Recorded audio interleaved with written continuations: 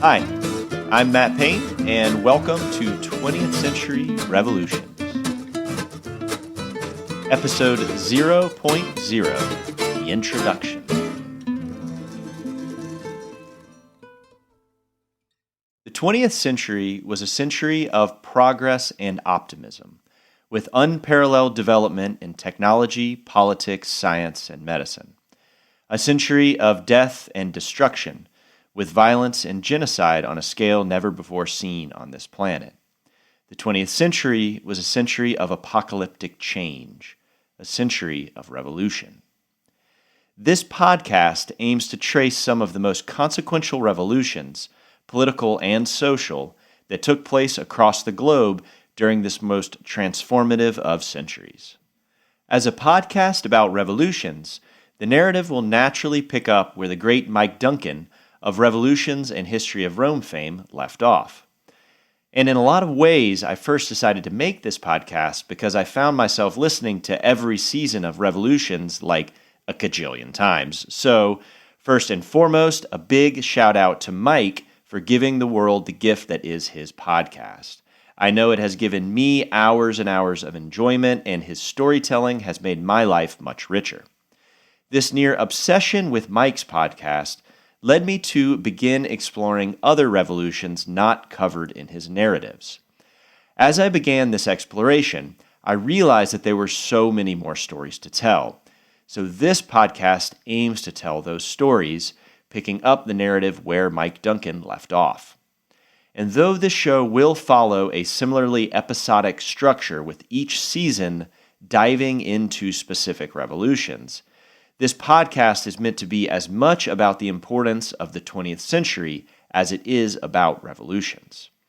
And one of my main goals in telling these revolutionary stories is to try to make some sense of the 20th century and how the dramatic events of these 100 years shaped our world today. The seminal events of the 20th century are pretty well known to us: World War I, World War II, and the Cold War. And these earth-shattering events will definitely figure heavily in all of our narratives. However, this podcast will attempt to look beyond and between and underneath these great power conflicts. One of my hopes is that the framework of political and social revolutions will allow us to gain a new understanding of the 20th century. Over the course of this podcast, which will probably take, the rest of my life to complete, I want to, of course, get to the heavy hitters like the Chinese Revolution, the Cuban Revolution, the Irish Revolution, and the Iranian Revolution. But beyond those, for the early part of the 20th century, I want to cover events like the revolutions in the Balkans, the Middle East, and North Africa that exploded during the fall of the Ottoman Empire. And this would take us through the Greek Revolution, the Balkan Wars, the Arab Revolt, the Turkish War of Independence, and so on. Also early on will be the Spanish Revolution and subsequent Spanish Civil War, as well as the fascist revolutions of Italy and Germany. After that, I hope to get into the anti-colonial struggles like the Egyptian revolutions, Algerian Revolution, and Indian revolutions. And then finally, I want to cover things like the Czech Velvet Revolution and other movements against Soviet communism. So yeah, like I said, this will likely take the rest of my life to complete, but we're just going to get started, see where we get to, and, take stock of the lessons we learn along the way. In looking at the revolutions of the 20th century, I expect we'll run into a lot of developments that will begin to set 20th century revolutions apart from earlier revolutions of the 18th and 19th centuries.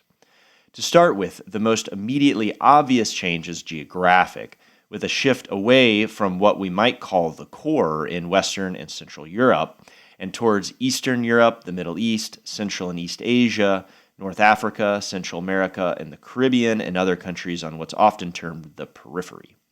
Second is the emerging importance of ideology, with the arrival of liberalism, fascism, and of course communism and anti-communism.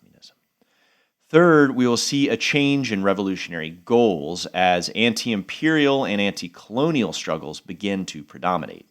And fourth, we see developments in strategy with the rising importance of, for example, guerrilla warfare made famous in the Chinese and Cuban revolutions, and then the influence of nonviolence and civil disobedience with events like the Indian struggle for independence, the fight against apartheid in South Africa, and even the civil rights movement of the U.S. These changes happened gradually over time, yet they are quite dramatic. And I expect that these transformations will begin to challenge our definition of a revolution. The blurry line between a revolution and not a revolution is a conversation I am pretty interested in exploring. Because of this, I'm approaching the revolutionary events of the 20th century with an open mind, and without really a strict framework or definition for what counts or does not count as a revolution. By being broad and inclusive, I hope that we can begin to challenge our own understandings of what a revolution really is. Should we consider things like the civil rights movement in the U.S. to be a revolution? I don't really know yet, but it is definitely an interesting question, and maybe we'll have to dedicate a season to those events. But we are now getting ahead of ourselves. Our earlier revolutions, which we'll be starting with, will be stamped by the 19th century.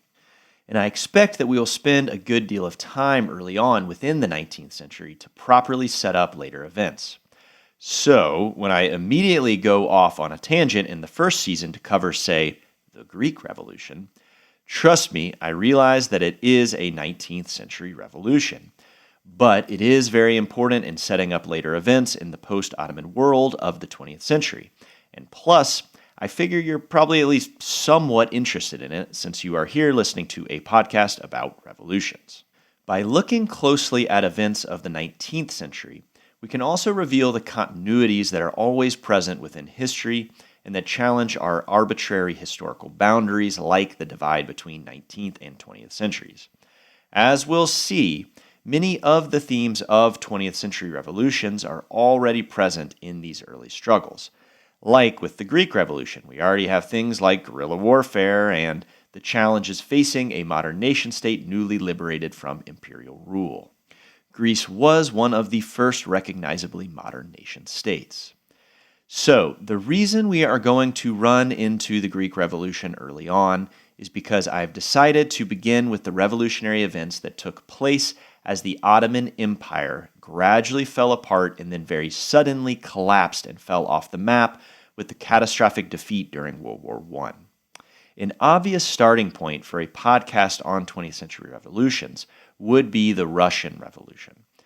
However, Mike Duncan's Revolutions podcast covered these events in his last season, which stretched over 100 episodes and is really a masterpiece of historical podcasting that you should all go listen to right now. But because the fall of the Russian Empire has been sufficiently covered, we are starting with the perhaps less famous, but not necessarily less significant fall of the Ottoman Empire. The post-Ottoman Middle East and the post-Ottoman Balkans are where some of the most consequential events of our time have taken place. World War I, for example, was started in the Balkans. And then we all know how important the Middle East is. Just go open your news feed. The dissolution of the Ottoman Empire is when the stage was set for all of these incredibly important events to unfold. And by looking closely at it, we can begin to answer why these areas are so important. Our story of the Ottoman collapse will begin with the rise of the once mighty empire that straddled 3 continents for nearly 600 years, and end with the victorious stand of Mustafa Kemal Ataturk and the establishment of the modern Turkish nation-state. Along the way, we will witness the revolutionary rise of countless other national struggles, both successful and aspirational, including the newly independent nations of the always contentious Balkans, such as Greece, Serbia, Bulgaria, Montenegro, and Romania, and then early struggles for independence in the Middle East and North Africa, and the onset of European imperialism there in what would become Egypt, Saudi Arabia, Iraq, Syria, Algeria, and Israel and Palestine. And finally, last but not least, we will look at the birth of modern Turkey itself. The collapse of the Ottoman Empire led to a chaotic struggle within Eastern Europe, the Middle East, and North Africa for territory, resources, people, and international recognition, the impact of which is still being felt today. My main goal with this first season is simply to try to make some sense of how these events played out leading up to and following the outbreak of World War I and the resultant dissolution of this centuries-old empire.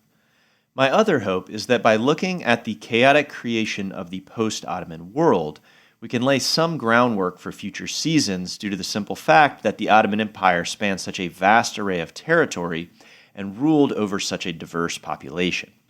By better understanding the national struggles that grew out of the Ottoman decline, we can begin to grasp the incredibly complex politics of Eastern Europe, the Middle East, and North Africa, areas that would become flashpoints in the 20th century for anti-imperial nationalistic revolutions. As the podcast progresses, we will of course make our way outward, eventually reaching as far west as Bolivia and Cuba, and as far east as China and India. But we will begin in a sort of center in the empire that stretched across 3 continents. So, join me next episode as we embark on a journey to the city that lies at the heart of the Old World, straddling Asia and Europe. We are headed to Constantinople as we begin the revolutions of the 20th century.